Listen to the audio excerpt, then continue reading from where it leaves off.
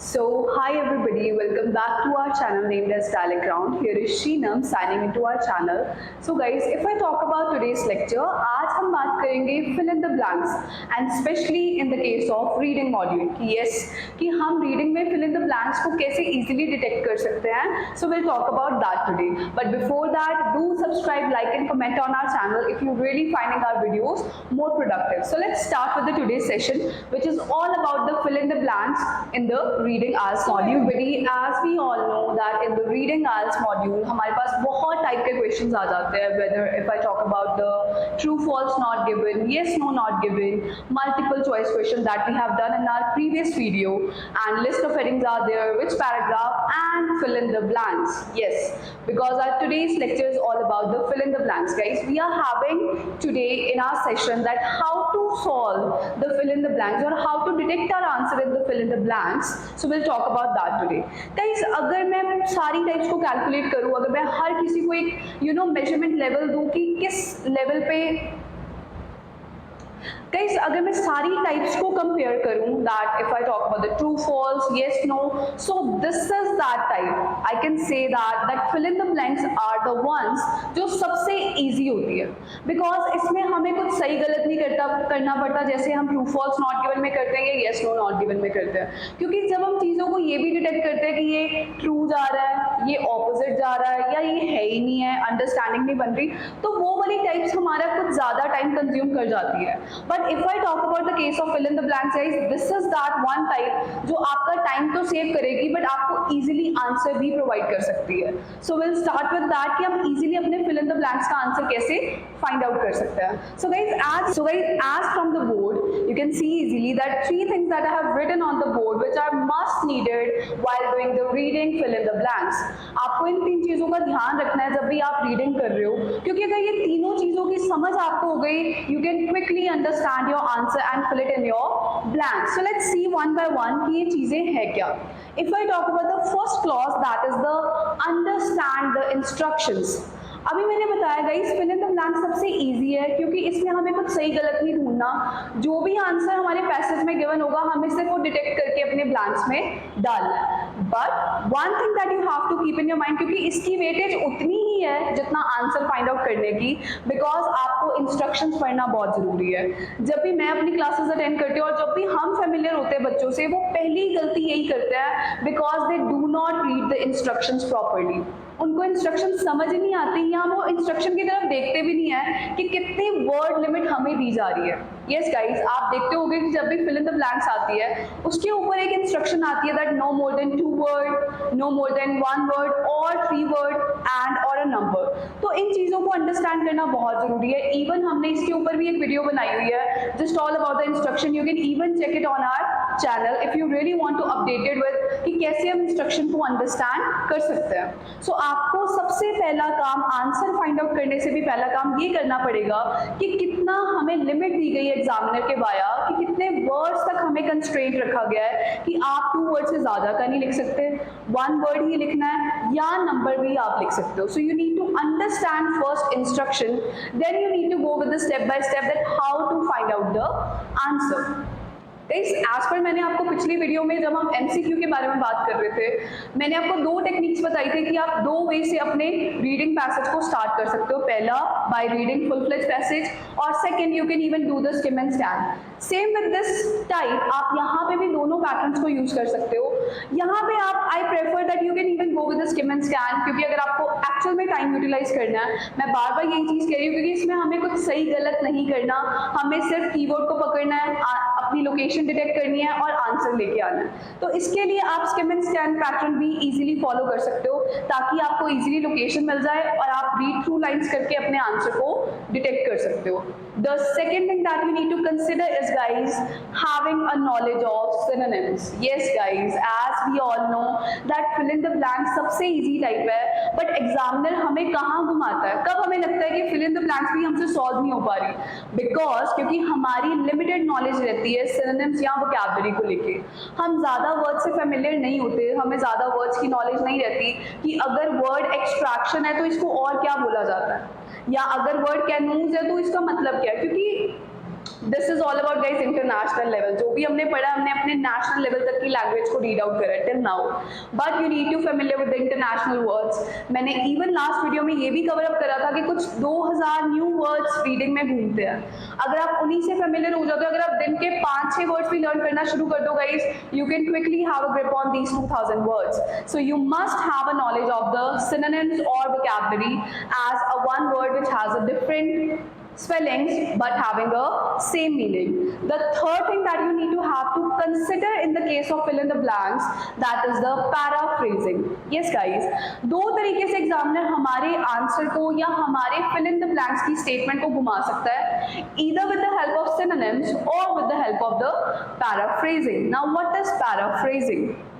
Guys, for example, if I am giving you a small hint of that, if there is written in the passage the cement production in dash, right? Sorry. So in the passage they have written somewhere the cement production, and on the other hand in the blank statement they have written the production of cement. So this is the paraphrasing, means they are using the passive voices just to confuse you कि आप चीज़ों को समझ पा रहे हो कि नहीं पा रहे हो. तो दो चीज़ों में आपको मेन प्ले रखना है, that is the knowledge of synonym plus to understand how examiner can paraphrase. With the help of these things guys, quickly you will understand. Will go with the exact format कि अगर examiner fill in the blanks को डालता है तो वो किस format में डालता है, ताकि ये हमारे लिए easy हो जाए कि हम easily अपनी location तक जा सके और अपने आंसर्स को डिटेक्ट कर सके. So this is that 3 things that you have to keep in your mind while understanding your particular fill in the blanks. Guys the first thing जो मैंने आपको एमसीक्यू के लेक्चर में बताया था, और आई कैन से आप कोई भी टाइप कर लो, चाहे आप ट्रू फॉल्स कर रहे हो, चाहे आप एमसीक्यू कर रहे हो, चाहे list of heading which paragraph fill in the blanks और summary, any type you are performing, you need to think first about the subject or name, which I even mentioned you in the previous lecture that subject or name means name of anything, because this will help you to detect the location and it will save your time. So पहली चीज आपको कोई भी type करते हुए ये ध्यान रखना है कि मेरा मेन कीवर्ड क्या है, किसकी बात हो रही है. So I need to detect that, क्योंकि ये इजीली मेरे को लोकेशन पे पहुंचा देगा पैसेज पे कि कहाँ कहाँ ये बात हुई है, and I need to just read through that lines in that particular location. The second thing, after understanding the keyword, after getting into the location, जो second चीज आपको ध्यान रखनी है guys, that is the examiner demand. अब हमें पता है कि जब भी fill in the blanks आती है वहां पे ब्लैंक आता है, वहां पे एक डैश आती है, जहां पे हमें एक थोड़ा अंडरस्टैंड करना पड़ेगा कि एग्जामिनर क्या चाह रहा है. वहां पे हमें अंडरस्टैंड करना पड़ेगा कि वहां पे कैसा आंसर आ सकता है. क्या यहाँ पे कोई सब्जेक्ट ही आएगा, क्या यहाँ पे कोई एक्शन मीन्स वर्ब आ सकती है, या यहाँ पे कोई ऑब्जेक्ट आएगा. So we need to understand according to the fill in the blanks कि यहाँ पे एग्जामिनर की डिमांड कैसी आ रही है. Okay, and third which is the most important thing guys, that is the preposition. Yes, और you can call it as a prepositions, right. तो ये सबसे इंपॉर्टेंट रोल प्ले करती है guys while giving you the answer, specially in the case of fill in the blanks, because preposition ही आपको exact बता देगा कि यहाँ पे लोकेशन आनी है या यहाँ पे प्लेस आना है. Okay, so you can even go with the, as we know that there are many examples of preposition like on, in, at, because ये हमें हिंट देगा कि यहाँ पे किस टाइप के आंसर की डिमांड आ सकती है. अगर आप ये तीनों चीजों को समझ जाओगे गाइज, आई डोंट थिंक कि आपको आंसर ढूंढने में कोई भी डिफिकल्टी आगे रहेगी. But don't worry, will play with the example ताकि आपको और डीपली अंडरस्टैंड हो कि fill in the blanks with this the help of these keywords हमें कैसे डिटेक्ट होंगे. So let's start with the example now. Play with the example that how we can use that particular format in our particular fill in the blanks. So guys, as I told you earlier that we need to focus on 3 things. One is the subject, which means name of anything. The second, we need to focus on the examiner demand while reading our fill in the blanks. And third, and the main thing that we need to consider, that is the preposition or preposition, right? In, on, at, we need to focus on that. अगर मैं इस particular fill in the blanks की बात करूं जो हमने अभी board पे लिखा है, तो can you please give me the hint according to the passage कि मेरा मेन कीवर्ड क्या है, बात किसकी हो रही है हमारे पर्टिकुलर इस प्लांट पे. Definitely I am having the main keyword as a EPRI. अब आपको पैसेज में जहां पे भी EPRI मिलेगा, you just need to circle that और आप आपको उसी के नियर बाय लाइन्स में देखना पड़ेगा और आपको इजीली अपना आंसर डिटेक्ट हो जाएगा। या फिर वो आपको फुल फॉर्म में भी लिख के दे सकते हैं, that which is electrical power research institute, which indirectly means EPRI, which is also given in the bracket. So you can easily come up with that. So yes, I got my subject. Now what is my demand? मेरे examiner की demand इसमें क्या है? According to the fill in the blanks, that is receives. Now this is my demand. They are saying EPRI receives financial support. Now if I talk about my demand, अब इसके according मेरी demand क्या है? That EPRI is getting financial support. उसको कोई financial support कर रहा है. अगर मैं अपने पैसेज पे जाऊँ गाइस, अभी मेरे को कहीं पे फंडिंग, कहीं पे फाइनेंशियल, कहीं पे सपोर्ट की बात नहीं आ रही. अभी मैंने आपको एक चीज क्लियर करी थी कि सिर्फ एग्जामिनर दो चीजों में प्ले करेगा, either with the help of synonym they can give you the hint of answer, और with the help of paraphrasing. अगर मैं यहाँ पे बात करूँ, they are saying which gets means again receive, they are using the synonym. Backup guys, whenever you are having this word kind of backup, background, which means they are talking about financial terms, they are talking about money related things. So I got it, this one. Now the third thing that I told you, you need to focus on, and the main thing that you need to keep in your eye, that is the preposition. अब मेरे question में preposition थी from.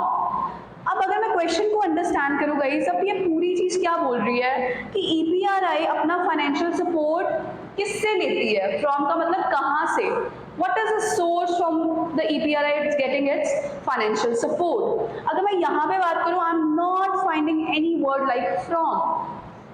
But guys, जैसे कि कुछ words के synonym होते हैं, वैसे प्रेपोजिशन भी सिनोनिम में प्ले हो सकती है. अगर मैं यहाँ पे फ्रॉम लिखा है, means if I give you the example, if I से ओके आई केम फ्रॉम बस, कैन आई से आई केम बाय बस? Can I replace it with I came through बस or via bus? See, the things are same, just the play of the synonym in the preposition.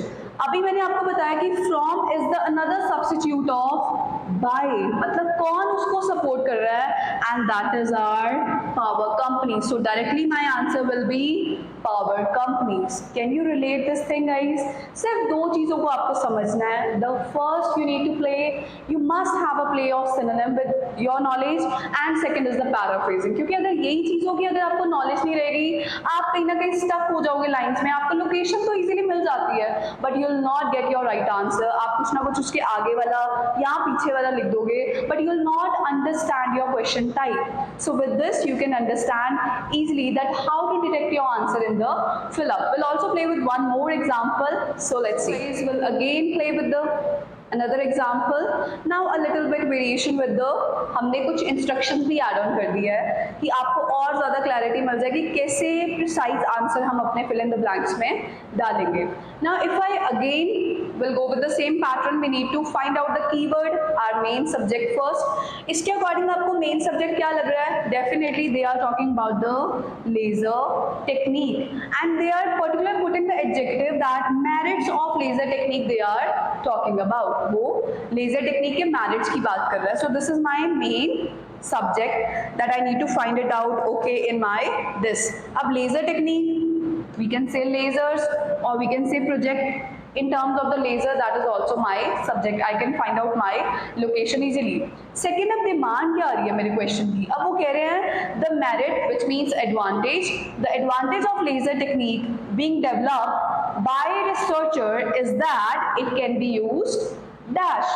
अब वो कह रहे हैं कि रिसर्चर्स के द्वारा ये जो लेजर टेक्निक बनाई गई है, इसका फायदा वो ऐसे देना चाहते हैं कि वो उसमें क्या एबिलिटी रहे, लेजर में क्या ऐसी क्वालिटी रहे कि जो वो अपनी टेक्निक्स को उससे थोड़ा कवर अप करना चाहते हैं. Now we'll go with the passage information. We'll direct our passage according to our keyword. Now we need to see what they are saying. They are saying scientists. Again, they play with the synonym, guys. As we know that researchers mean scientist itself as a synonym. So they are saying scientists are leading a project which is backed by EPRI. This is my extra information which I don't need it in my fill in the blanks. Further, I need to read. To try to use lasers, now I'm getting my location. They are saying laser technique being developed by is that it can be used To use laser to discharge lightning safely. Now I can easily detect, yes, safely it's a kind of a advantage.